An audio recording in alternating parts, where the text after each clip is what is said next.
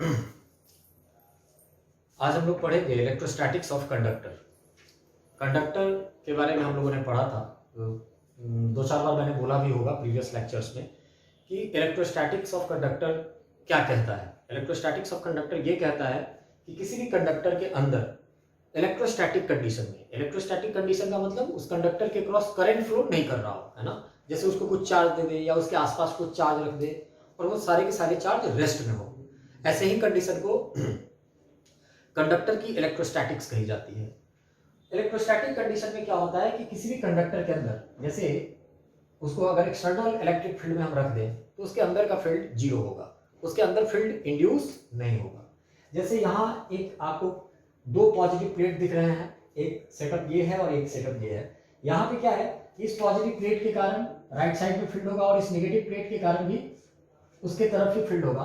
तो sigma by 2 epsilon naught plus sigma by 2 epsilon naught, इन दोनों फील्ड को अगर हम ऐड कर दें तो net field sigma by epsilon naught हो जाएगा। अब क्या है कि इसी सिस्टम के अंदर अगर मैं एक कंडक्टर को रख दूं, स्फेरिकल कंडक्टर को रख दूं, तो क्या होगा, तो चूंकि अंदर में फील्ड जीरो होगा, अंदर में फील्ड जीरो कैसे होगा अब ये देखा जाए तो इस पॉजिटिव प्लेट के कारण यहाँ नेगेटिव चार्ज इंड्यूस होगा और इस नेगेटिव के कारण यहाँ पॉजिटिव इंड्यूस हो जाएगा।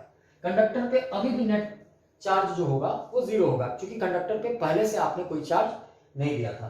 तो इलेक्ट्रिक फील्ड इनसाइड जीरो कैसे होगा, तो इस पॉजिटिव के कारण फील्ड, इस नेगेटिव के कारण फील्ड, इस पॉजिटिव इस नेगेटिव के कारण फील्ड किधर की तरफ होगा, राइट साइड में होगा, और उसी फील्ड को ये दोनों इंड्यूस चार्ज क्या करेंगे, कैंसिल आउट करेंगे। तो ये और ये कैंसिल आउट हो जाएगा। जैसे मैं इसके अंदर एक फ्लैट प्लेट रख के भी फील्ड को जीरो कर दूंगा, जो आपको मैं बताऊंगा, है ना, जब हम लोग कैपेसिटर पढ़ेंगे। तो ध्यान ये रखना है, अभी का जो सिनेरियो है, इस सिनेरियो में बस कुछ बातें हैं जो आप अपने दिमाग में रखिएगा कि कंडक्टर इलेक्ट्रोस्टैटिक कंडीशन में अपने अंदर फील्ड को जीरो रखता है और फील्ड जीरो रखने के कारण कंडक्टर का पूरा वॉल्यूम इक्विपोटेंशियल हो जाता है। और यही कॉन्सेप्ट इलेक्ट्रोस्टैटिक शील्डिंग का भी है। जब आप बोर्ड का प्रिपरेशन कर रहे होंगे तो आपने पढ़ा होगा, पूरा वॉल्यूम इक्विपोटेंशियल हो जाता है। एक क्वेश्चन से क्लियर होगा ये चीज, है ना, कि कैसे इस पे कैसा क्वेश्चन आ सकता है। अगर हम नीट और जेईई की बात करें तो ये बहुत बहुत इंपॉर्टेंट कॉन्सेप्ट है, ध्यान रखना।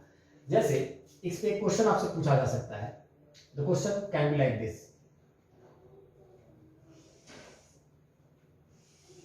ये एक स्फीयर है, ये एक स्फीयर है, कंडक्टिंग स्फीयर है, सॉलिड स्फीयर बोल सकते हैं इसको, कंडक्टिंग है,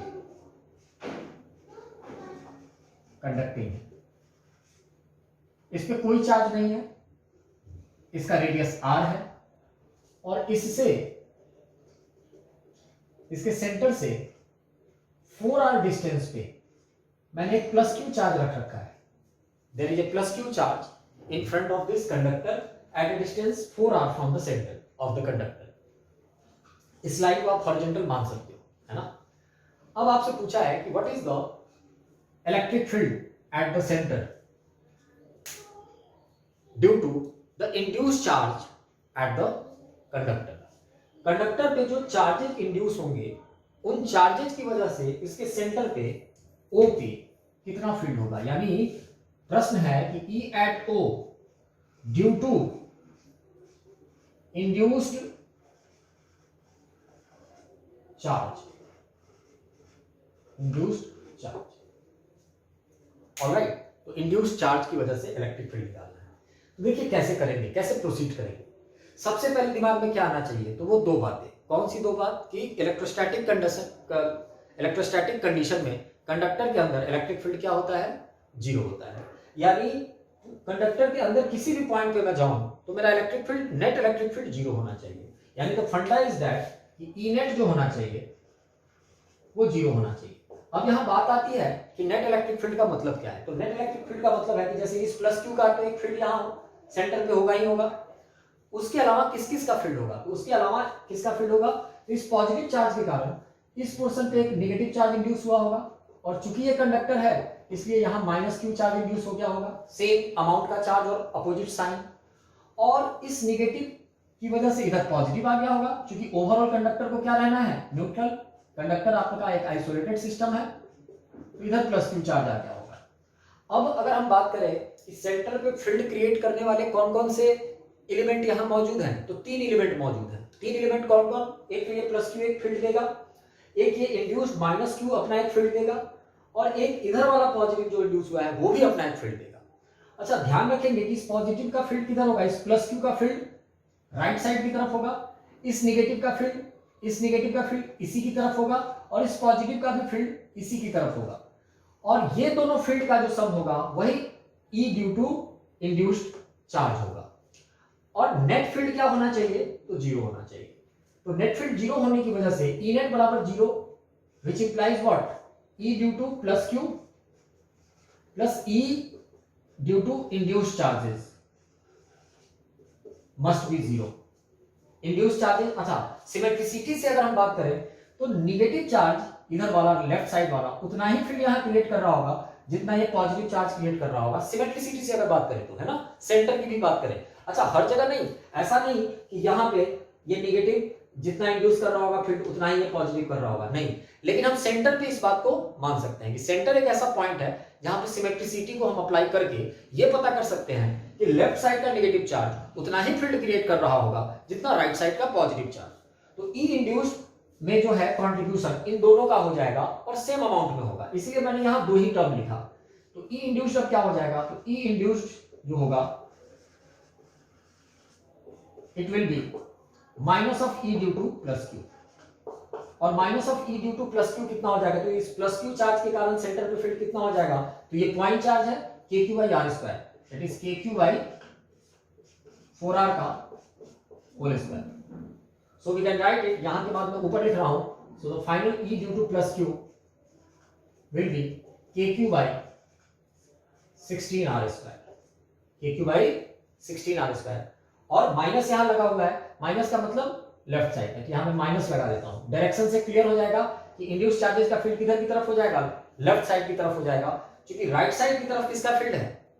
प्लस क्यू चार्ज का फील्ड है, तो इंड्यूस चार्जेस की वजह से फील्ड आ गया। दूसरी बात, एक चीज और पूछा जा सकता था आपने, इसी में एक क्वेश्चन और पूछा जा सकता था कि what is the field at the centre due to left portion of the conductor.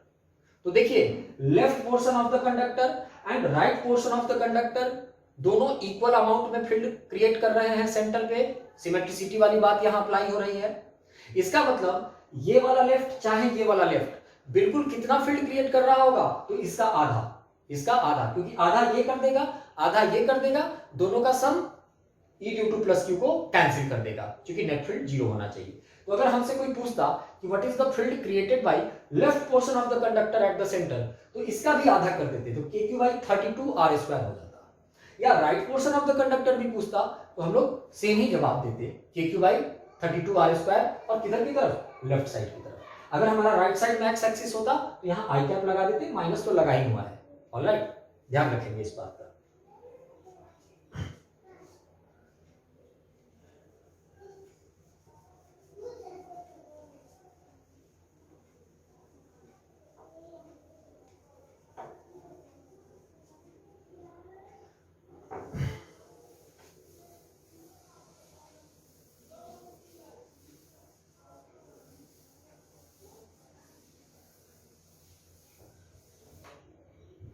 यहीं पे और भी चीजें आपसे पूछी जा सकती थी,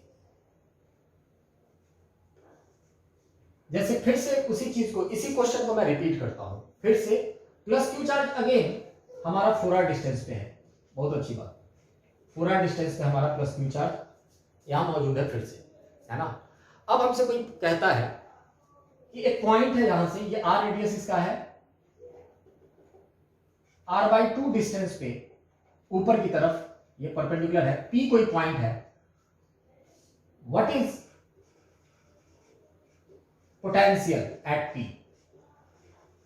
पोटेंशियल एट P, P पे कितना पोटेंशियल होगा?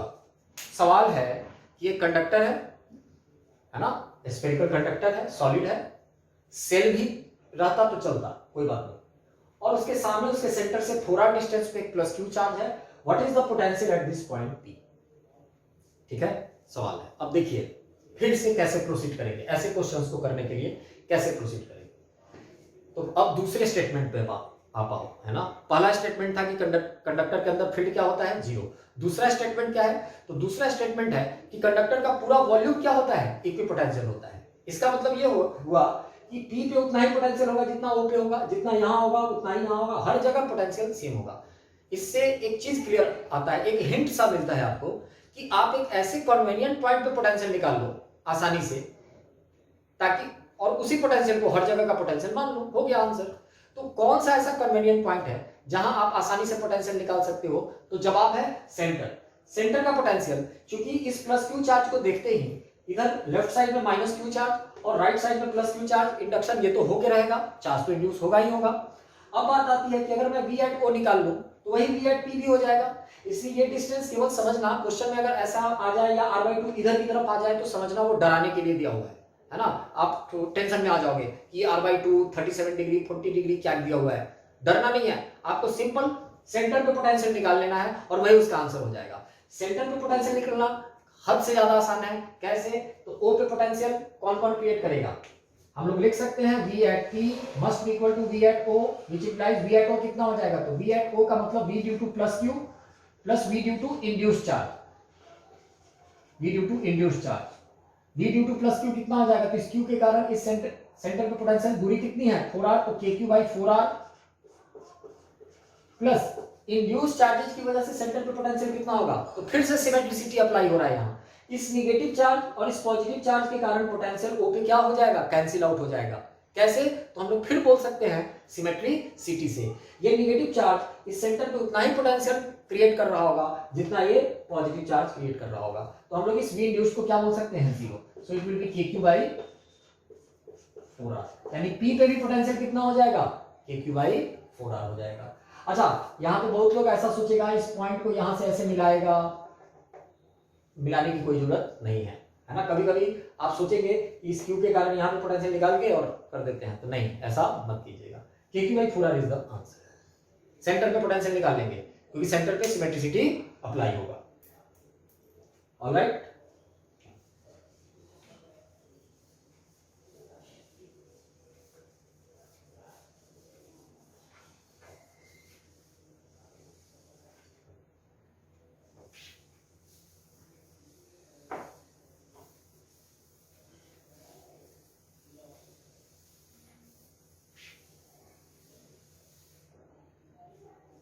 अब हम बात करते हैं, मान लीजिए दो प्लेट्स हैं, this is positive plate and this is negative plate. इसके अंदर एक कंडक्टर का स्लैब रखा हुआ है। इस कंडक्टर के स्लैब के अंदर क्या होगा, तो अगर यहाँ का सरफेस चार्ज डेंसिटी सिग्मा है तो तुरंत यहाँ माइनस सिग्मा इंड्यूस हो जाएगा, और यहाँ माइनस सिग्मा है तो इधर प्लस सिग्मा हो जाएगा। आपका स्लैब अभी भी क्या होगा, न्यूट्रल रहेगा ओवरऑल। और अंदर में मैं फील्ड निकालूं यहाँ पे इस पॉइंट पे, अगर कोई पॉइंट है P, तो E एट P क्या हो जाएगा, तो इस पॉजिटिव के कारण अवे, इस नेगेटिव के कारण उसी की तरफ, इस पॉजिटिव के कारण अवे और इस नेगेटिव के कारण उसी की तरफ। ये दोनों फील्ड और ये दोनों फील्ड क्या हो जाएंगे, कैंसिल आउट हो जाएंगे, और E एट P क्या हो जाएगा, 0 हो जाएगा। इसका मैकेनिज्म हम लोग समझ सकते हैं, ठीक है।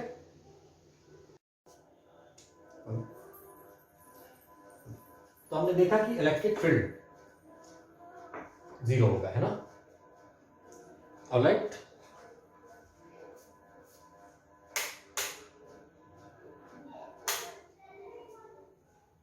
Alright, electric field will be 0। ये इलेक्ट्रिक फील्ड 0 होने का वजह क्या है कि इंड्यूस चार्जेस, क्योंकि ये कंडक्टर था और कंडक्टर के अंदर इलेक्ट्रिक फील्ड 0 हो जाना चाहिए था इलेक्ट्रोस्टैटिक कंडीशन। इससे एक चीज क्लियर हो जाता है कि जितना सिग्मा यहाँ होगा उतना ही माइनस सिग्मा जरूर यहाँ भी आया होगा, तभी जाकर के ऐसा होगा। और जितना प्लस माइनस सिग्मा यहाँ था उतना ही प्लस सिग्मा यहाँ आया होगा, है ना। क्योंकि sigma by 2 epsilon not, sigma by 2 epsilon not 4 जगह इंड्यूस होगा, दो पेयर एक दूसरे को क्या करेंगे, जैसे ये पॉजिटिव ये नेगेटिव, ये पॉजिटिव ये नेगेटिव, और सेम सिग्मा रहेगा। अगर सिग्मा के मैग्नीट्यूड की बात करें तभी जाकर के कंडक्टर के अंदर फील्ड क्या हो पाएगा, 0 हो पाएगा। ऑलराइट, उसी तरीके से अगर हम बात करें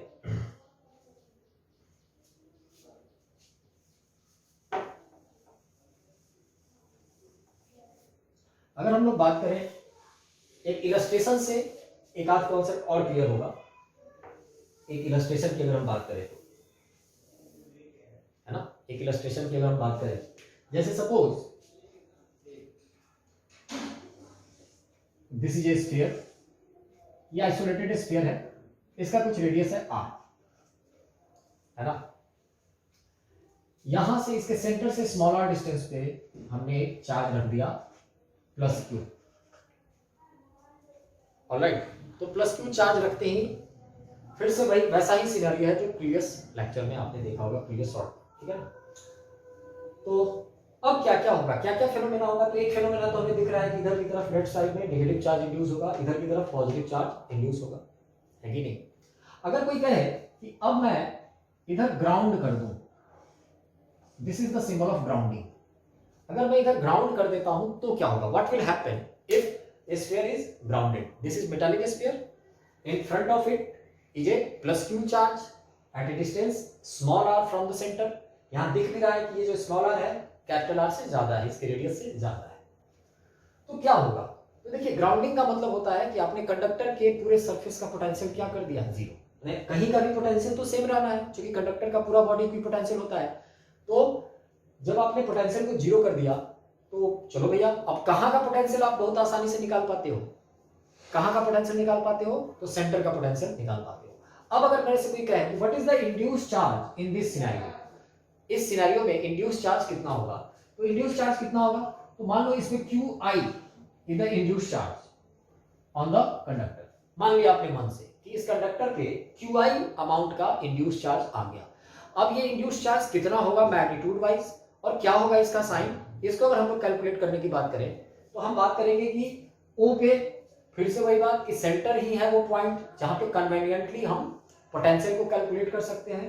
तो O पे अगर हम निकालना चाहें तो V at O क्या हो जाएगा, तो V at O is equal to KQ by small r, क्योंकि इस +q के कारण O पे, +q के कारण O पे पोटेंशियल निकल गया, KQ by small r point charge है चूंकि। अब प्लस इस Q इंड्यूस्ड के कारण कितना हो जाएगा यहां पे पोटेंशियल, तो KQ इंड्यूस्ड बाय रेडियस, क्योंकि सरफेस पे उतना ही, इसकी वजह से, इस इंड्यूस्ड चार्ज की वजह से सरफेस पे उतना ही पोटेंशियल होना चाहिए जितना O पे होना चाहिए। तो KQ induced by R and that must be equal to 0। 0 क्यों भैया, तो 0 इसलिए क्योंकि ग्राउंडिंग हो गई है इसकी। अब इसे जब हम सॉल्व करेंगे तो KQ by R is equal to minus of KQ induced by capital R, K cancel हो जाएगा और यहां से Q इंड्यूस्ड हम लोग निकाल सकते हैं। Q इंड्यूस्ड जो होगा वो कितना हो जाएगा, तो Q इंड्यूस्ड हो जाएगा QR by R, Q into capital R by small r, और साइन यहां क्या हो जाएगा माइनस। तो this is the Q induced. इससे एक चीज क्लियर हो गया कि इंड्यूस्ड चार्ज का साइन क्या होगा, निगेटिव, और ये इंड्यूस्ड चार्ज का मैग्नीट्यूड जो होगा वो Q से कम होगा, क्योंकि ऊपर कैपिटल R है नीचे स्मॉल r है, और कैपिटल R छोटा है स्मॉल r से, स्मॉल r तो इतना है ना और कैपिटल R तो इतना ही है, इसलिए ये नेगेटिव चार्ज जब आ गया। अब एक बात बताओ, एक चीज और आपसे थ्योरेटिकल क्वेश्चन बहुत अच्छा पूछा जा सकता है, जहां पे है ना ढंग से पढ़ने पे ही उसका सही जवाब कोई दे पाएगा। ये जो इंड्यूस्ड चार्ज है वो कैसे डिस्ट्रीब्यूट होगा। अब देखो पूरे बॉडी पे, अब हम आप ऐसा नहीं कर सकते, ग्राउंडिंग करने के बाद वो गेम, वो खेल कभी मत खेलना कि +q यहाँ है तो इधर -q आ गया और इधर +q कुछ कर दिया, इधर -q है तो इधर +q कर देते हैं। नहीं, ऐसा कभी मत करना, क्योंकि ये total charge on the conductor negative आ रहा है। इस कंडक्टर पे टोटल चार्ज निगेटिव आने का मतलब ये है कि ये पूरा का पूरा चार्ज इस पे फैला होगा, लेकिन चार्ज का डिस्ट्रीब्यूशन अगर कोई पूछे कि क्या ये इक्वल इक्वल, जैसे मैं क्या कह सकता हूं कि QI/2 इधर और QI/2 इधर फैला होगा, तो जवाब है नहीं। ये जो चार्ज है -q into capital R by small r जो कि इंड्यूस्ड हुआ है कंडक्टर पे, ये यूनिफॉर्मली नहीं फैला होता है, ये नॉन यूनिफॉर्मली फैला होता है। नॉन यूनिफॉर्मली का मतलब ये हुआ कि इधर ज्यादा नेगेटिव चार्ज आ रहता है और इधर कम नेगेटिव चार्ज रहेगा। चार्ज का डिस्ट्रीब्यूशन का मीनिंगफुल जो फिगर है वो ये है। ऐसा कभी मत करना कि minus minus minus minus minus minus minus, ये पूरा यूनिफॉर्मली डिस्ट्रीब्यूट कर देना और कहना कि ये चार्ज है। ध्यान रखना है, राइट साइड में कुछ कम नेगेटिव चार्ज रहेगा, लेकिन लेफ्ट साइड में कुछ ज्यादा नेगेटिव चार्ज रहेगा। टोटल चार्ज इतना रहेगा, कितना, तो -q into capital R by small r। Alright, ध्यान रखिए।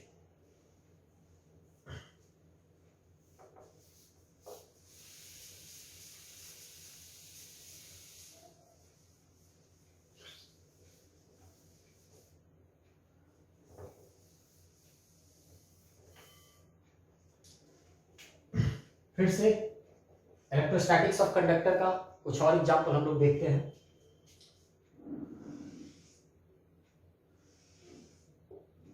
ये दो कंडक्टिंग सेल्स है, कॉन्सेंट्रिक है ये दोनों कॉन्सेंट्रिक है, यानी दोनों का सेंटर कॉमन है। This radius is r1 and this radius is r2। Inner radius r2 है, आउटर रेडियस r1 है। ये दो अलग अलग भी बोल सकते हैं, इनर आउटर बोलने की जरूरत नहीं है। ये एक अलग स्फीयर है, ये बड़ा वाला एक अलग स्फीयर है। आउटर जो स्फीयर है उसको given a charge q, a charge capital Q is given to the outer sphere. तो क्या होगा अगर हम आउटर स्फीयर पे चार्ज देंगे, और अभी हमने कुछ नहीं किया है, तो गॉस लॉ हम लोगों ने पढ़ा था। अब मैं आपसे कहूं कि चार्ज का डिस्ट्रीब्यूशन कैसे कैसे होगा, तो ये जो भी चार्ज होगा, अभी हमने कुछ नहीं किया है का मतलब बिल्कुल एज इट इज जो मैं फिगर बनाया हूं वैसा ही आप अपने दिमाग में रखना कि इस सिनेरियो में जब मैं प्लस क्यू चार्ज, इसको प्लस भी बोल दो कोई दिक्कत नहीं है, प्लस माइनस से कोई फर्क नहीं पड़ता है चार्ज के डिस्ट्रीब्यूशन पे, माइनस है तो माइनस रहेगा। प्लस क्यू चार्ज अगर मैं आउटर सेल को देता हूं, आउटर स्फीयर को देता हूं, तो ये सारा का सारा चार्ज इसके भी आउटर यानी यहां पे बाहर बाहर बाहर बाहर फैल जाएगा, इसके अंदर भी नहीं जाएगा। क्यों अंदर क्यों नहीं जाएगा? क्योंकि इलेक्ट्रोस्टैटिक कंडीशन में कंडक्टर के अंदर का इलेक्ट्रिक फील्ड क्या होता है? जीरो होता है। अगर मैं अंदर की बात करूं, बिल्कुल अंदर मटेरियल के अंदर फील्ड चूंकि जीरो होना चाहिए, इसलिए सारा का सारा चार्ज कहां पे डिस्ट्रीब्यूटेड होगा?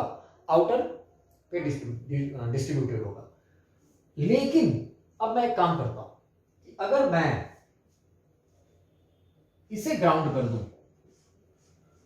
इनर स्फीयर को मैंने क्या कर दिया? ग्राउंड कर दिया।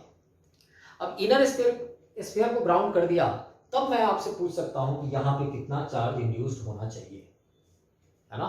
कितना चार्ज यहां पे इंड्यूस्ड होना चाहिए? This is the question. तो अगर ऐसा क्वेश्चन होगा तो क्या होगा? तो देखिए, पहले तो कुछ नहीं किया था आपने, तो आउटर सेल का सारा चार्ज उसके भी आउटर सरफेस पे इंड्यूस्ड था। यहां पे जीरो था, यहां पे कुछ नहीं था, यहां तो कुछ दिया ही नहीं था, अंदर में तो कुछ दिया ही नहीं था, तो था ही नहीं। लेकिन अंदर वाले को जब ग्राउंड कर देंगे ना, तो अंदर वाले पे अब चार्ज इंड्यूस्ड हो जाएगा, आ जाएगा। इंड्यूस नहीं बोलना चाहिए, हमें बोलना चाहिए कि ग्राउंड से आ जाएगा, ये बोलना चाहिए, है ना? तो चार्ज अब आ जाएगा। कैसे आएगा? तो देखिए, यहां पे मान लो अपने मन से कि क्यू चार्ज आ गया, है ना? और कंडीशन को, जो हमारे पास दो तीन बेसिक बातें हैं, उसको अब अप्लाई करेंगे, वहां से क्लियर हो जाएगा। अगर ये स्मॉल क्यू चार्ज को नहीं आना होगा, तो सॉल्व होने के बाद वो ऑटोमेटिकली जीरो आ जाना चाहिए। मैं अपने मन से पहले मान लेता हूं कि मान लो स्मॉल क्यू चार्ज इनर पे आ गया, तो अकॉर्डिंग टू द सिचुएशन क्या होना चाहिए? तो हमारा तो ये ग्राउंडेड है। ग्राउंडेड का मतलब क्या होता है? पोटेंशियल जीरो होना चाहिए। यानी इस पॉइंट का पोटेंशियल, इस सरफेस का पोटेंशियल, मान लो इस पॉइंट को मैं एस बोलता हूं, कहीं पर कोई पॉइंट एस बोलता हूं, तो V एट एस क्या होना चाहिए? जीरो होना चाहिए। V एट एस जीरो होने का मतलब क्या होगा?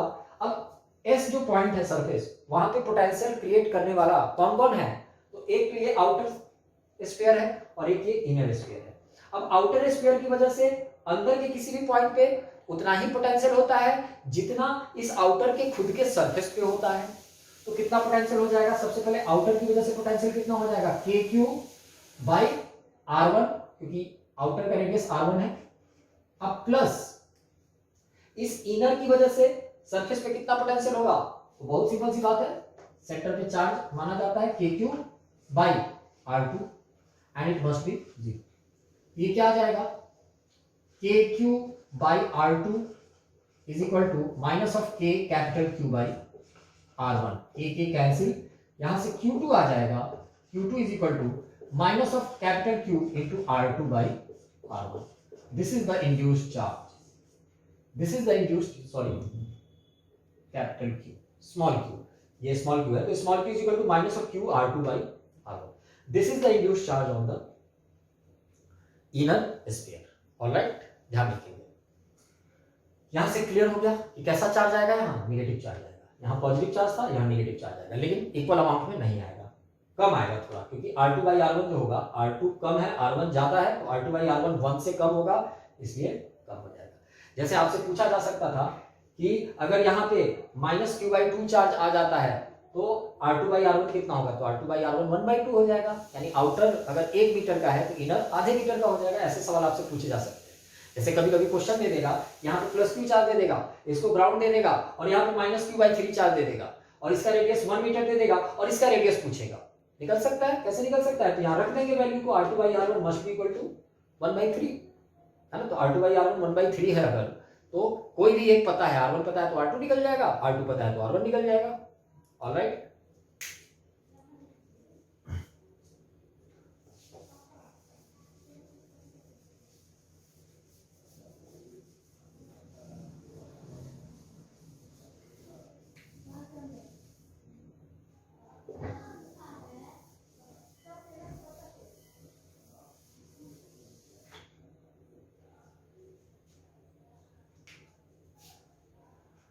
उसी तरीके से एक और इलस्ट्रेशन की बात करें, कंडक्टर ऑफ इलेक्ट्रोस्टैटिक्स की बात करें, तो मान लीजिए फिर से ये रेडियस R2 है और ये R1 है। इस बार मैंने इस पे +q चार्ज दिया था, बाहर वाले पे दिया था पहली बार, इस बार इसको दिया है और इसे ग्राउंड किया है, बाहर वाले को ग्राउंड किया है। अब कितना चार्ज इंड्यूस होगा ये बताना है, मतलब कितना चार्ज बाहर वाले पे अब आएगा। अब ऐसा कोई कहे तो बहुत सिंपल हो गया। अब ये सिनेरियो क्या करेंगे, तो आउटर वाले को क्या कर देंगे, आउटर वाले का पोटेंशियल 0 कर देंगे, है ना। आउटर वाले का पोटेंशियल 0 आप करना, ट्राई करना, दिस इज ये होमवर्क के लिए मैं दे देता हूं, आप इसको ट्राई करना, है ना। और बाकी जूम सेशन में हम लोग डाउट को क्लियर करेंगे, है कि नहीं।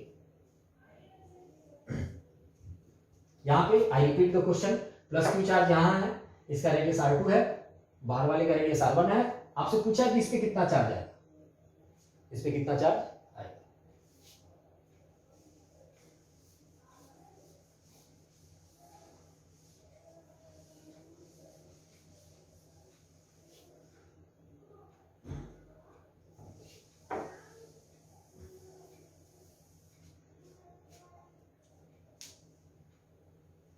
ऑलराइट, अब हम लोग आगे बढ़ते हैं। हम लोग इलेक्ट्रोस्टैटिक्स ऑफ कंडक्टर जान जाने के बाद हम लोग अब आगे बढ़ते हैं पैरेलल प्लेट कैपेसिटर या कैपेसिटर। हमारा सिलेबस पैरेलल प्लेट कैपेसिटर ही है ना। बहुत बार है ना स्फेरिकल कैपेसिटर क्या क्या पढ़ लेते हैं हम लोग, उसे पढ़ने की कोई जरूरत नहीं होती है। आई विल सजेस्ट कि अभी आप उन चीजों को बिल्कुल मत पढ़ना जो आता नहीं है ना, जो है ही नहीं सिलेबस में।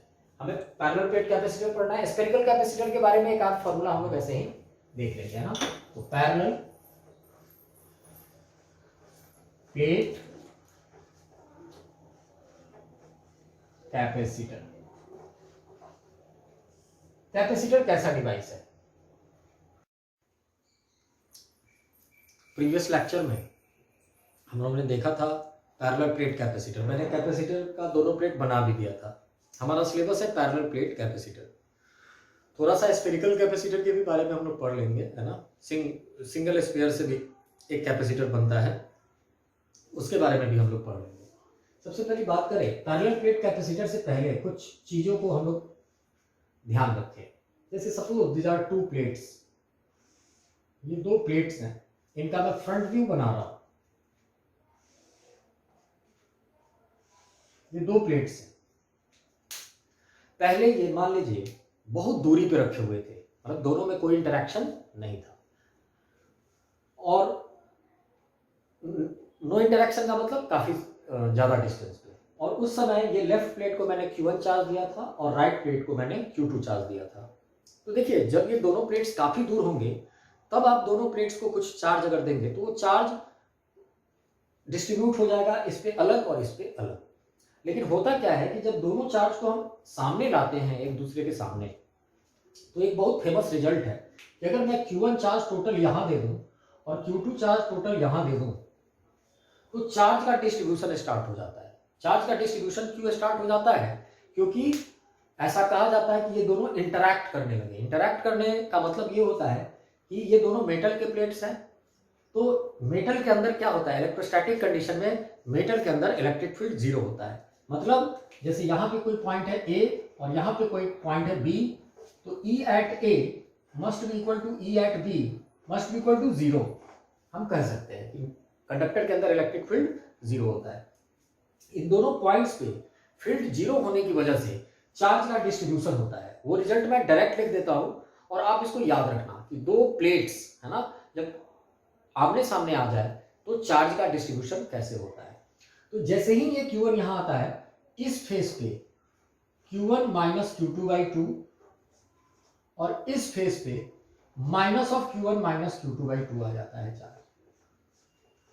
मतलब जितना ये इनर फेस की अगर बात करें, इनर फेस मतलब ये फेस और ये फेस, इनर फेस पे इक्वल एंड अपोजिट चार्ज आ जाता है।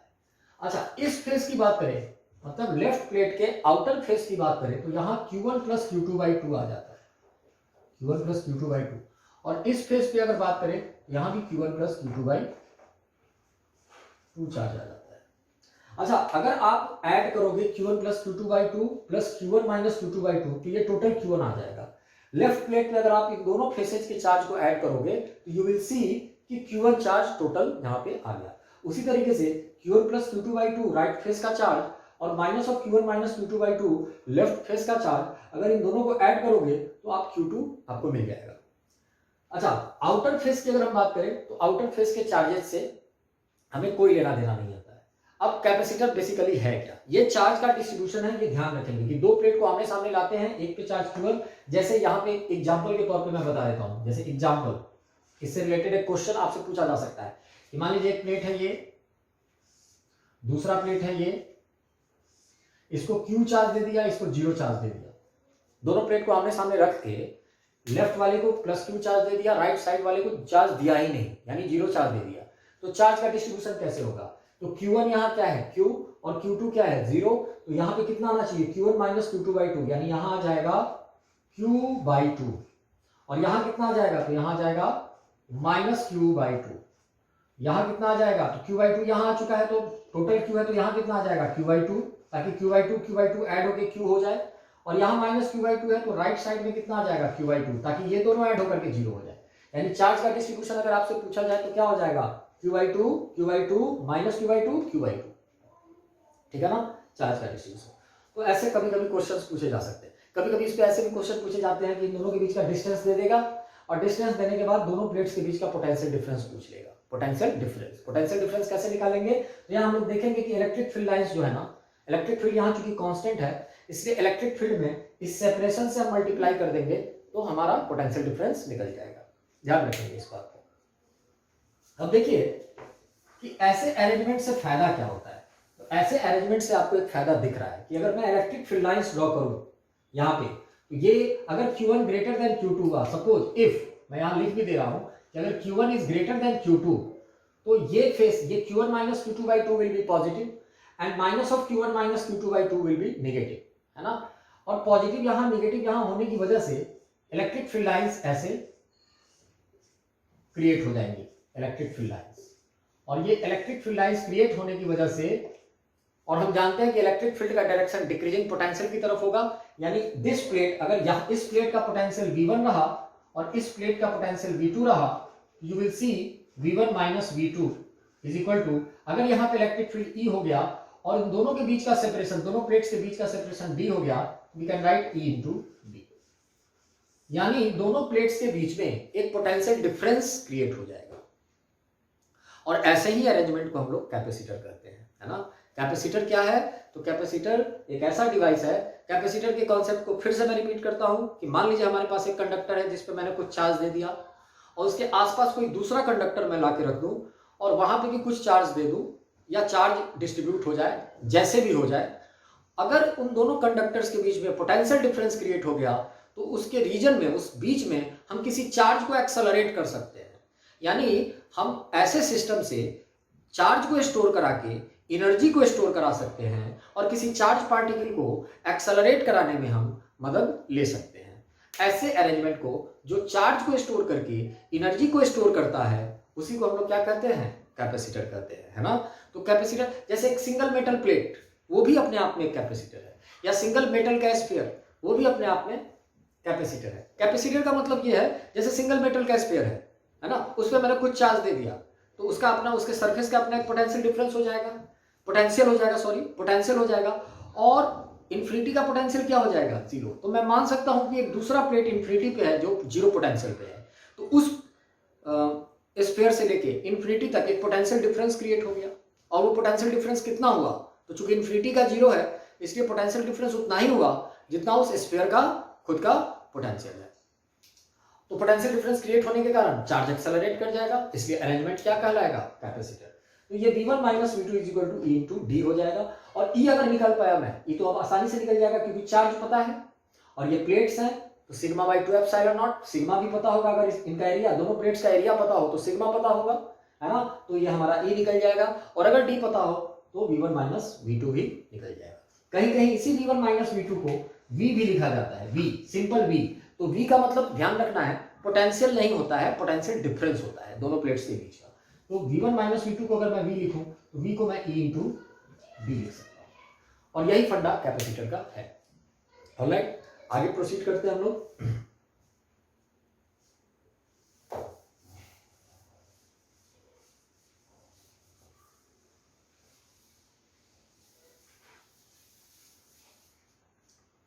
अब देखिए कैपेसिटर,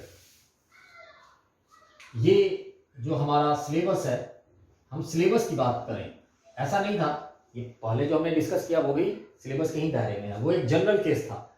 अब एक पर्टिकुलर केस की हम बात करते हैं।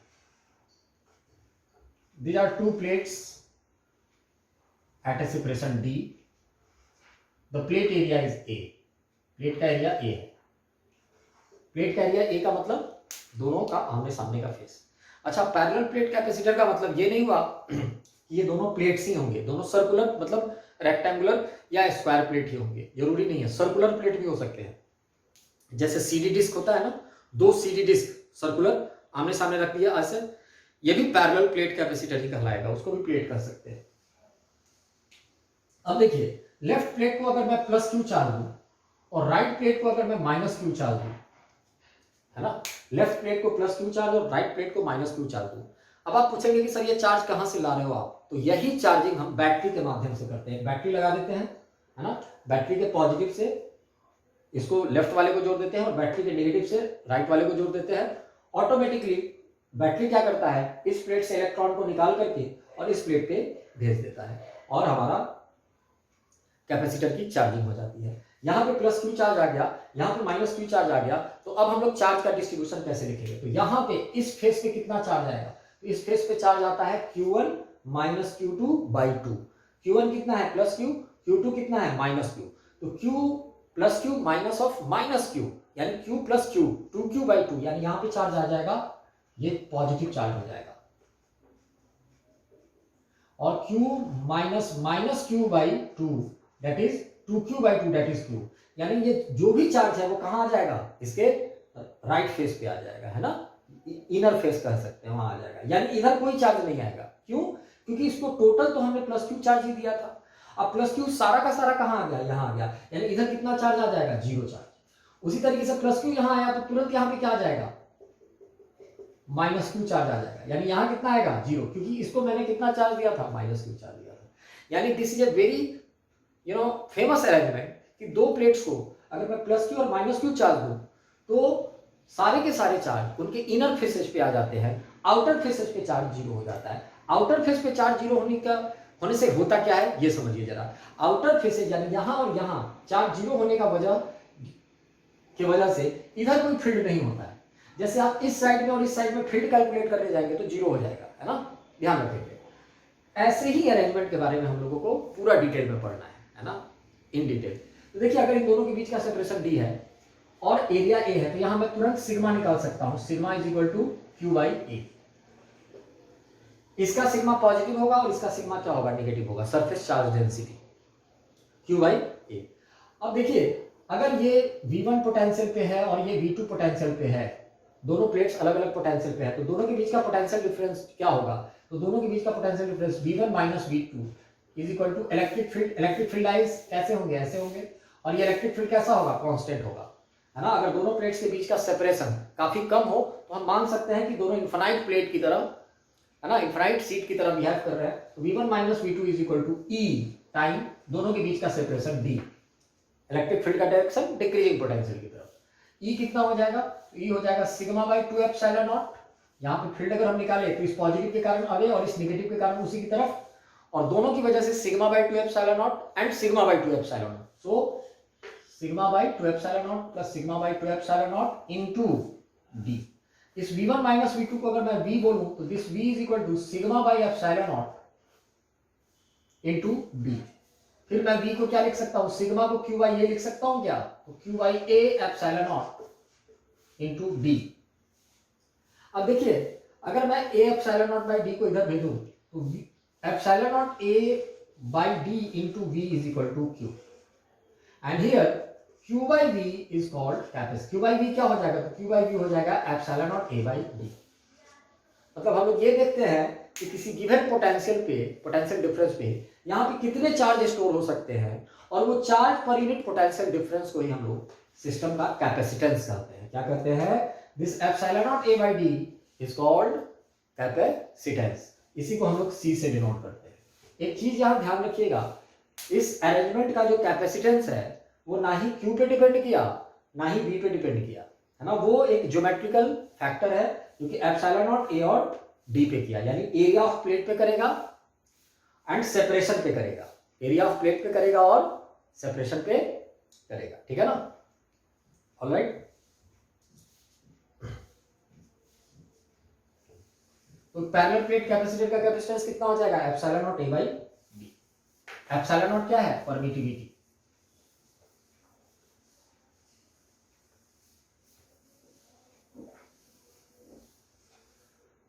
एप्सिलॉन नॉट पे चूंकि कैपेसिटेंस डिपेंड कर रहा है, इसका मतलब ये है कि जरूर अगर हम डाइलेक्ट्रिक डाल दें किसी कैपेसिटर के अंदर, अगर मैं डाइलेक्ट्रिक डाल दूं तो कैपेसिटेंस बदलेगा, जिसको हम लोग आगे देखेंगे, है ना। एक सिंपल सा क्वेश्चन मैं आप लोगों को इलस्ट्रेशन करके दिखाता हूं।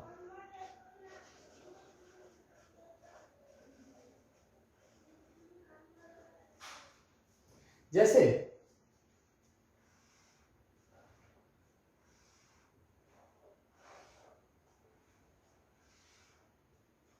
ये दो प्लेट्स हैं, दोनों के बीच का सेपरेशन d है। यहां पे मैंने प्लस q चार्ज दिया, यहां पे मैंने माइनस 3q चार्ज दे दिया। Then what is the potential difference between the two plates. तो कैसे निकालेंगे, तो सबसे पहले यहां और यहां का चार्ज हम लोग कैलकुलेट करेंगे, ऑलराइट। और चार्ज कैलकुलेट करके ये प्लस q चार्ज है यहाँ, माइनस 3q चार्ज यहाँ है, आई रिपीट। और कैपेसिटेंस सिस्टम का C है, तो C epsilon not A by D होता है पैरेलल प्लेट कैपेसिटर में, हम लोग अभी देखे हैं। तो आपसे पूछा गया है कि फाइंड V1 माइनस V2, है ना। V1 माइनस V2 क्या होगा, अगर लेफ्ट प्लेट V1 पोटेंशियल पे है और राइट प्लेट V2 पोटेंशियल पे है, तो V1 माइनस V2 को निकालने की अगर बात होगी तो क्या होगा। तो देखिए हम लोग अभी देखे हैं कि अगर इनर फेस का चार्ज मायने रखता है ना, ये जो हम लोग अभी लिखे थे Q is equal to CV, है ना, तो C is equal to Q by V जो आप लिखे थे अभी प्रीवियस लेक्चर में आपने देखा होगा, उसमें Q क्या था, तो Q इनर फेस का चार्ज था।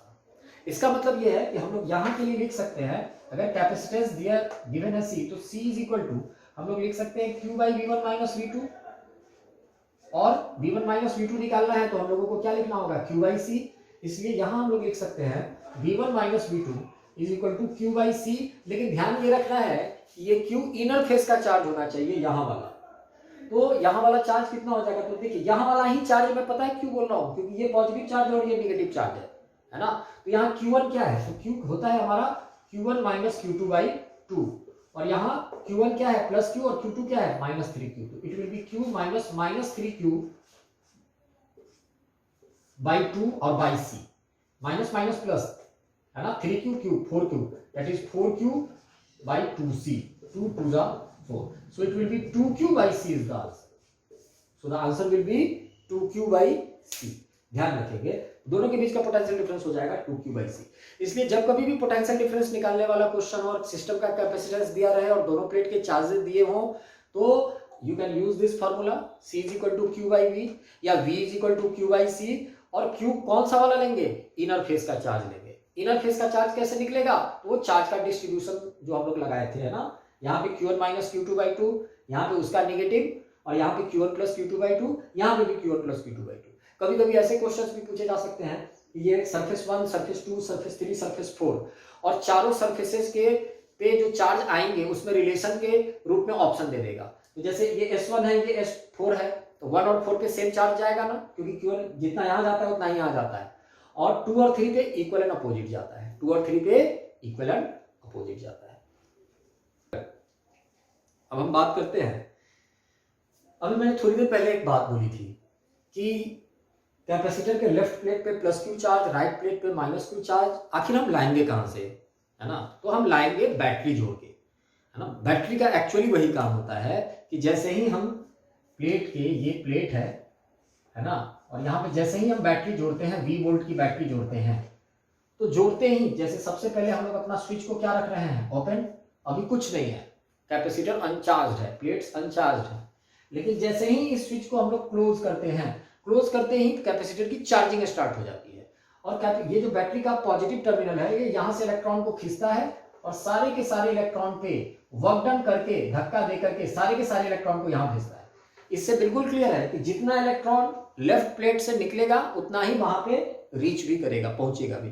तो जितना ये पॉजिटिव चार्ज होता है उतना ही ये नेगेटिव चार्ज होता है, और यहाँ पे पॉजिटिव चार्ज ये हो जाता है और ये नेगेटिव चार्ज हो जाता है। तो यही मैकेनिज्म है, बैटरी को, कैपेसिटर के क्रॉस बैटरी को जोड़ने का यही मतलब ही होता है कि एक प्लेट से इलेक्ट्रॉन्स निकलेंगे और दूसरे प्लेट पे जाके पहुंच जाएंगे। तो जितना लेफ्ट प्लेट हमारा पॉजिटिव चार्ज होगा उतना ही राइट प्लेट नेगेटिव चार्ज भी हो जाएगा। अगर मैं इस कैपेसिटर के अंदर डाइलेक्ट्रिक्स भर दूं तो क्या होगा, है ना? क्योंकि epsilon not a by D में एप्सिलॉन नॉट के साथ अगर मैं छेड़छाड़ करूंगा तो कैपेसिटर का क्या बदल जाएगा, तो कैपेसिटर का कैपेसिटेंस बदल जाएगा। ये देखने से ही लग रहा है, फॉर्मूले से ही क्लियर है। और वो कैपेसिटेंस बेसिकली बदलता कैसे है वो जरा हम लोग देखने जा रहे हैं।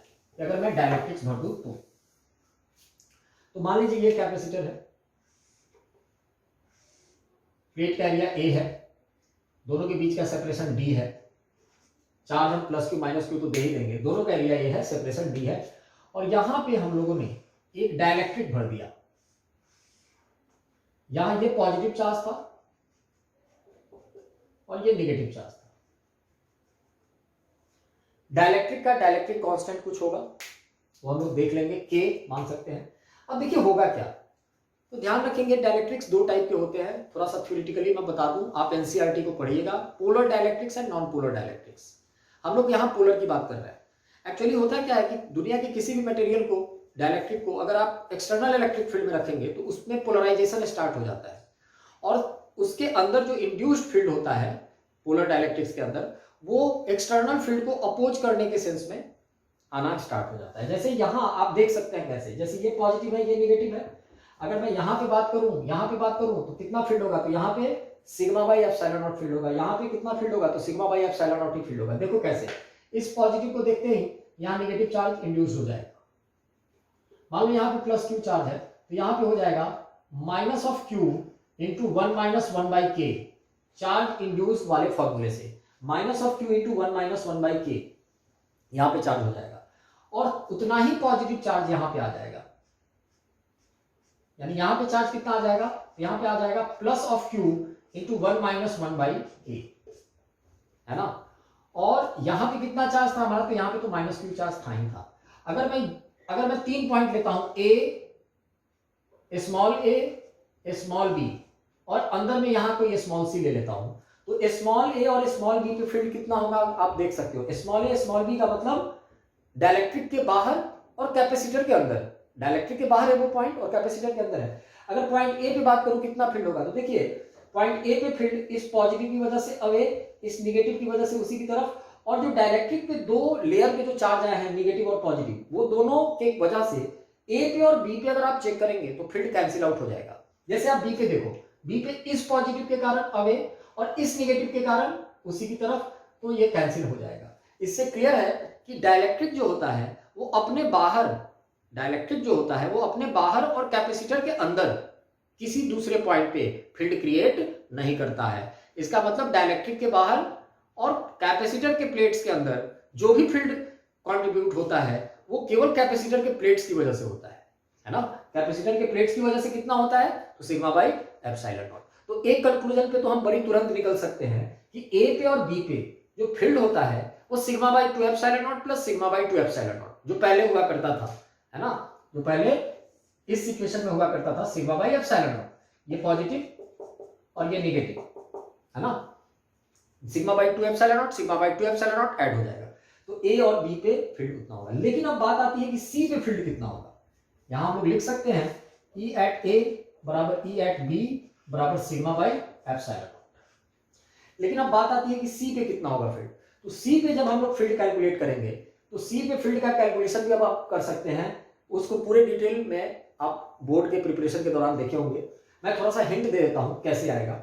तो ये फील्ड को अगर मैं ई कह रहा हूं, ई, है ना, इस फील्ड को अगर मैं ई कह रहा हूं तो सी पे फील्ड अगर मैं कैलकुलेट करूं तो देखिएगा जरा गौर कीजिए, इस पॉजिटिव के कारण हमें, इस नेगेटिव के कारण उसी की तरफ, इस नेगेटिव के कारण इसके तरफ और इस पॉजिटिव के कारण हमें, यानी इसमें अगर हम ऐड करें तो sigma by epsilon not field right side की तरफ, यानी ई फील्ड राइट साइड की तरफ, और इसकी वजह से डायलेक्ट्रिक की वजह से फील्ड एक होगा ई डैश लेफ्ट साइड की वजह।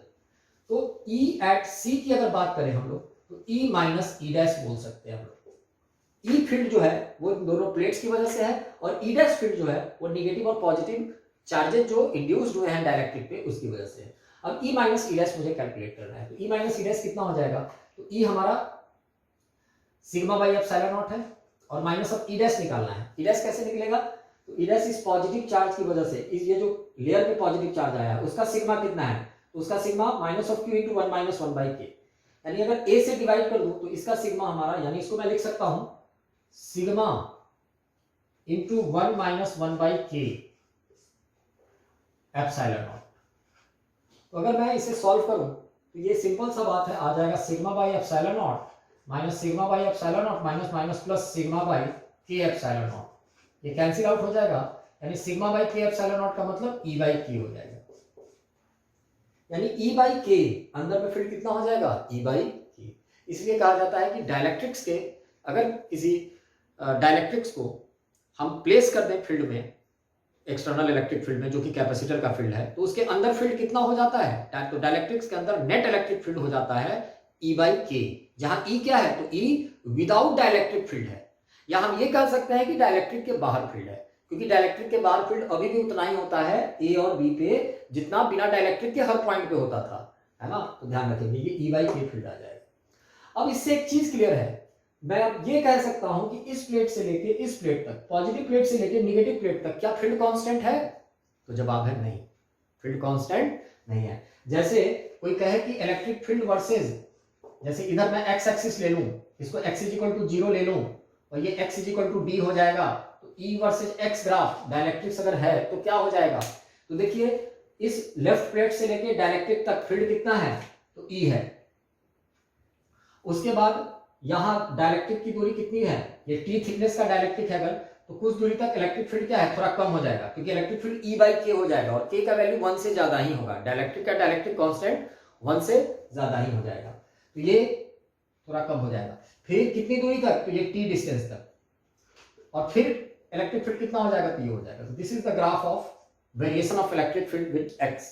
अगर x is equal to 0 left plate है, x is equal to d right plate है, तो d डिस्टेंस तक इलेक्ट्रिक फील्ड का वेरिएशन क्या हो जाएगा, तो इतनी दूरी तक इलेक्ट्रिक फील्ड ज्यादा रहेगा, फिर डायलेक्ट्रिक के अंदर E बाई के कम हो जाएगा, फिर से E हो जाएगा, क्योंकि ये पॉइंट और ये पॉइंट डायलेक्ट्रिक के बाहर है और वहां पे फील्ड उतना ही होता था जितना विदाउट डायलेक्ट्रिक होता था। तो ये E वर्सेस x ग्राफ भी हम लोग ड्रॉ कर सकते थे। अब हम लोग बात करेंगे कि कैपेसिटर के कैपेसिटेंस पे क्या चेंजिंग आएगी, कैपेसिटर के कैपेसिटेंस पे क्या चेंजिंग आएगी।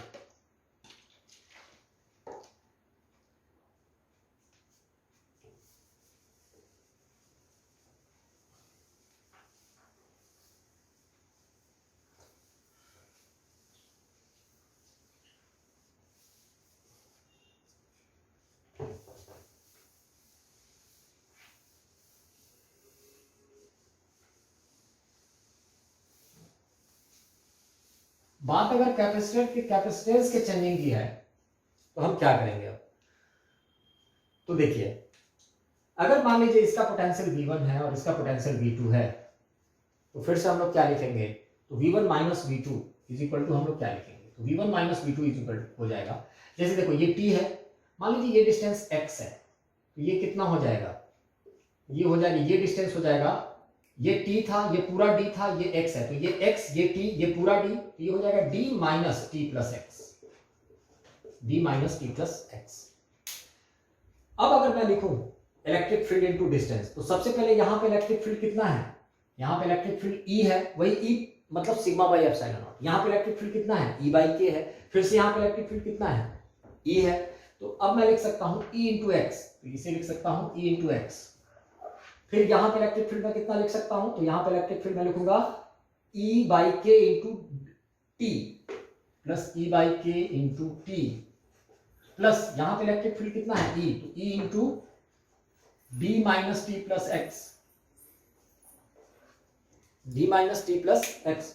मैं अलग लिख देता हूं, यहां हो जाएगा E इंटू एक्स, यहां का इलेक्ट्रिक फील्ड E, ये डिस्टेंस x, प्लस यहां पे E बाई के इंटू टी, अब प्लस यहां पे इलेक्ट्रिक फील्ड कितना है, तो यहां पे इलेक्ट्रिक फील्ड है E, और ये डिस्टेंस कितना है, तो d minus T plus x. अब इसे जब हम सॉल्व करेंगे तो आसानी से कैपेसिटेंस निकल जाएगा, और जब आप उस कैपेसिटेंस को सॉल्व करेंगे तो that comes out to be C dash is equal to epsilon not A by d minus T.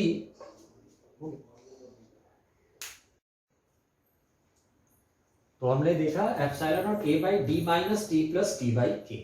अगर t डिस्टेंस तक, ये पूरा d है और ये d है, अगर t थिकनेस का एक डाइलेक्ट्रिक स्लैब डाल दिया जाए, तो यहां से एक चीज बिल्कुल क्लियर है कि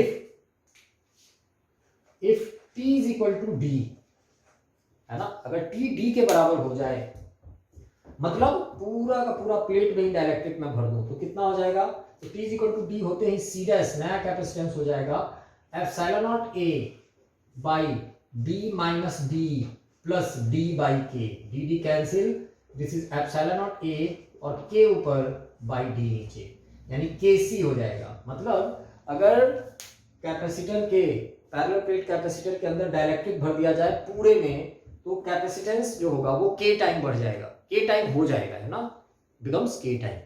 जैसे पानी भर दिया जाए तो 81 टाइम हो जाएगा, क्योंकि पानी का डाइलेक्ट्रिक कांस्टेंट, पानी मतलब वाटर, वाटर का डाइलेक्ट्रिक कांस्टेंट 81 टाइम 81 होता है। तो अगर पहले C होगा, पानी भर देंगे तो 81C हो जाएगा, यानी डाइलेक्ट्रिक भरने से कैपेसिटेंस बढ़ जाएगा। ऑलराइट।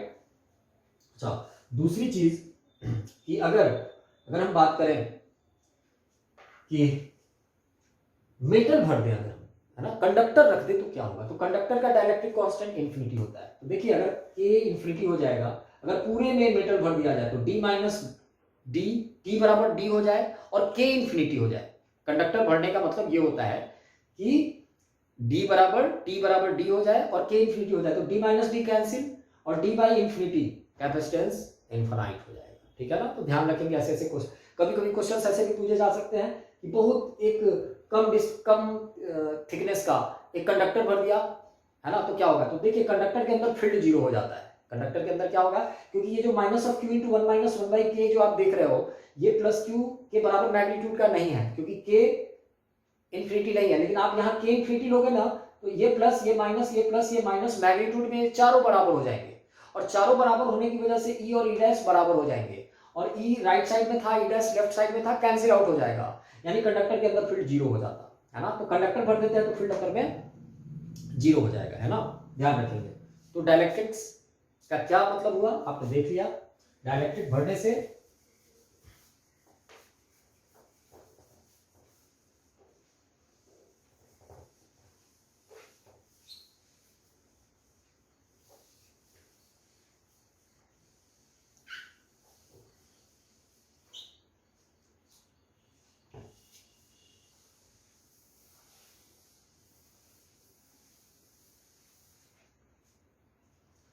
जैसे किसी कैपेसिटर को मैं चार्ज कर दूं बैटरी से, यानी plus q minus q charge दे दूं, और चार्ज करने के बाद बैटरी को डिस्कनेक्ट कर लो, है ना, बैटरी को डिस्कनेक्ट कर लो।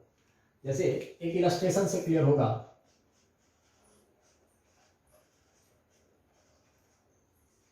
ये कैपेसिटर को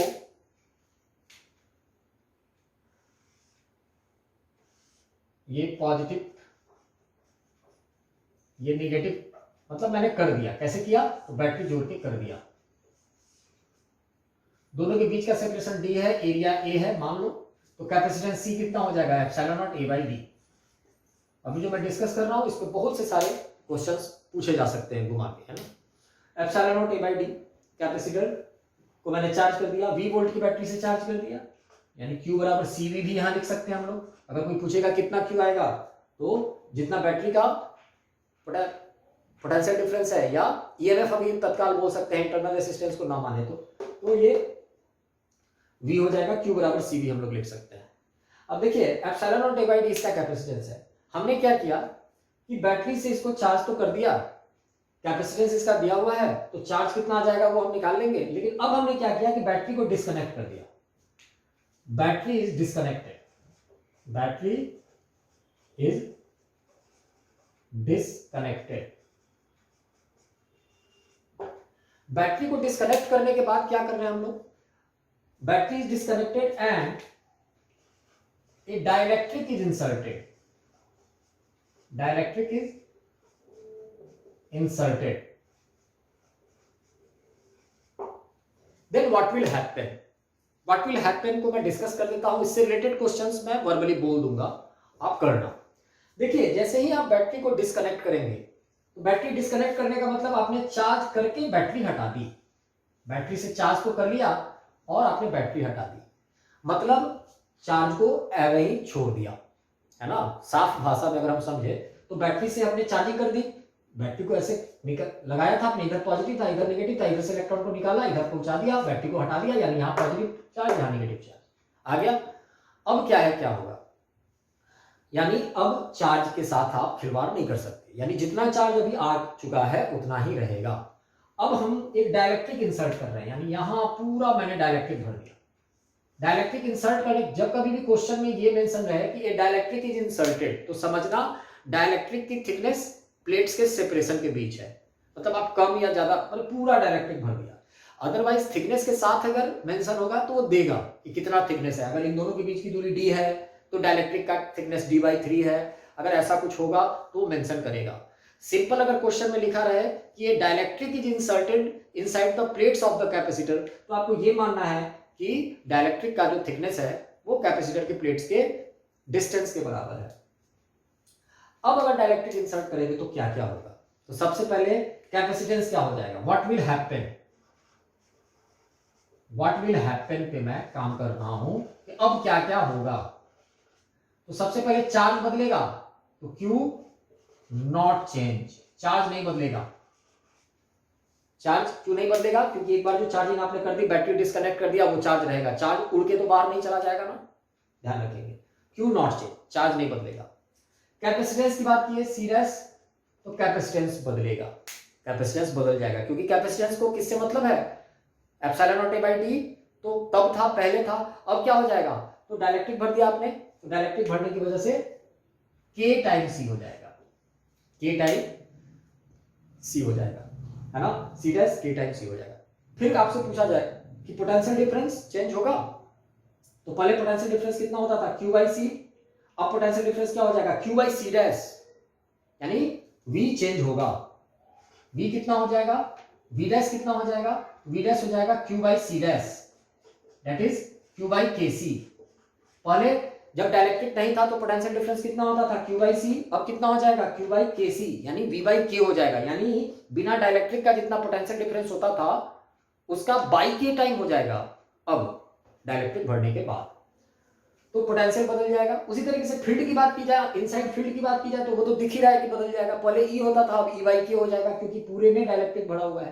तो क्या नहीं बदलेगा, जैसे 4 ऑप्शन दे दे और आपसे पूछ दे कि इसमें से क्या नहीं बदलेगा, जैसे क्वेश्चन दे दे कि a capacitor is charged by a battery and the battery is disconnected and now a dielectric is inserted, then which of the following will not change, charge, field, potential difference, capacitance। तो charge is the answer, charge will not change, क्योंकि charge नहीं change होगा, ठीक है ना। अच्छा कौन कितने कितने से चेंज हो जाएगा, कैपेसिटेंस K टाइम हो जाएगा, पोटेंशियल 1 बाई K टाइम हो जाएगा, potential difference, field 1 by K time हो जाएगा, है ना।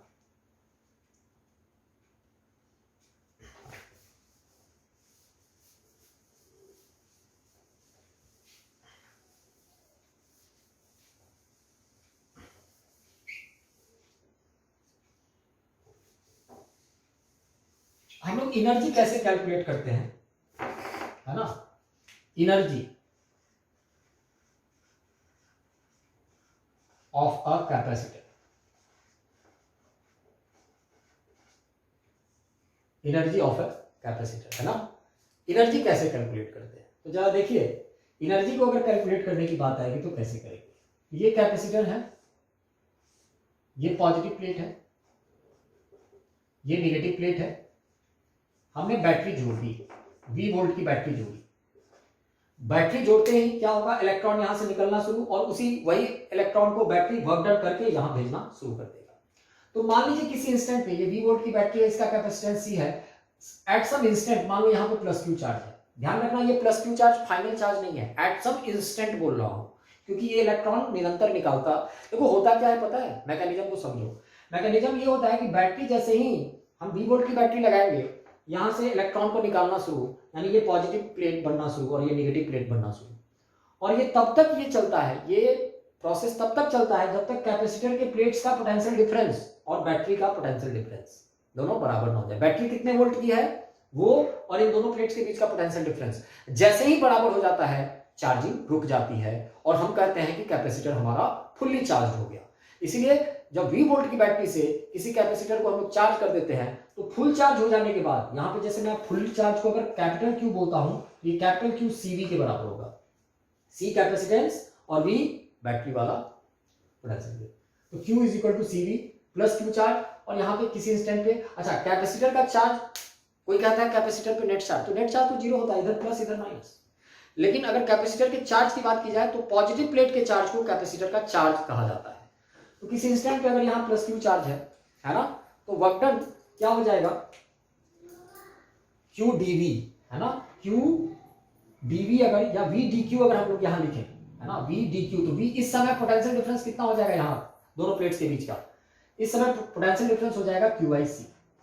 तो dW को अगर मैं V dQ भी लिखूं तो कोई दिक्कत नहीं है, इंटीग्रेट कर दूंगा तो टोटल वर्क डन आ जाएगा, और यही वर्क डन एजेंट के द्वारा पोटेंशियल एनर्जी के रूप में स्टोर हो जाएगा। एजेंट के द्वारा मैं बोल रहा हूं, तो V कितना है यहाँ, QIC और DQ, क्योंकि किसी इंस्टेंट पे V, ये V भी वेरिएबल है, क्योंकि अगर ये चार्ज वेरिएबल है, वेरी करते करते जीरो से बढ़ते बढ़ते बढ़ते बढ़ते इसको CV के बराबर हो जाना है, यानी किसी इंस्टेंट का प्लस क्यू चार्ज ये अपने आप में वेरिएबल है, और charge by capacitance potential difference होगा, यानी ये V भी वेरिएबल है, तो इस V को DQ के फॉर्म में मैं लिख के V DQ और इंटीग्रेशन से एनर्जी स्टोर निकालना हूं।